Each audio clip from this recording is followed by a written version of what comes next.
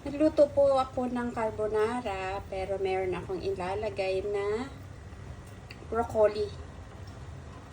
Carbonara with chicken. Siyempre, chicken lang naman ang mas masarap sa carbonara.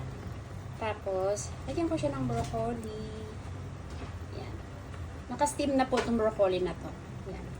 Para hindi siya malata, kaya in-steam ko lang.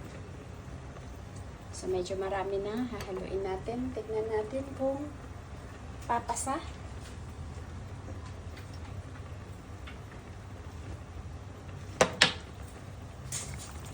Ayan. Chicken lang po ang hinalo ko. Pwede nyo naman lagyan. Wala akong fresh mushroom kaya. Wala siyang mushroom. Ayan.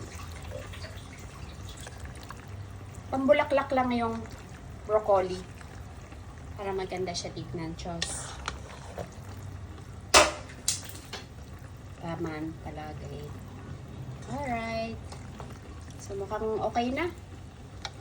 That's it. Mukhang masarap na siya. Tikman natin.